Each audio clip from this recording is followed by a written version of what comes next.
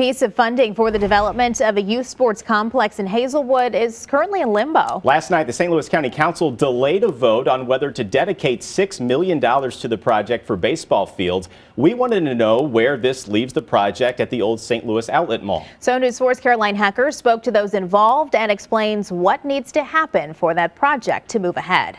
Right now, the old St. Louis Outlet Mall sits empty, and it has for some time. That is, with the exception of the training centers for baseball, softball, and volleyball.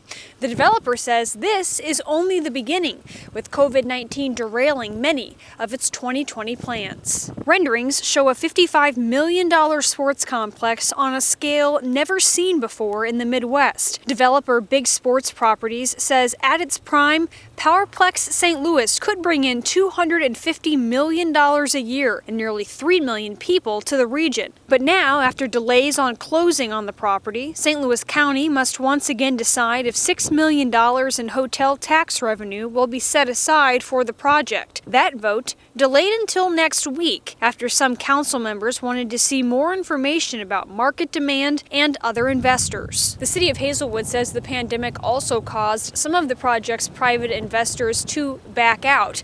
County Councilman Mark Carter, who voted in favor of the funding, says he's confident come next week the vote will pass, and the city says if that happens, it's confident it will be able to bring those private investors back on board. So if it can secure those commitments, take care of some of the tax debt here on the property, and have St. Louis County's money on board, the developer is hopeful they can close on the property by mid-year, and that is when some of the major demolition can then take place.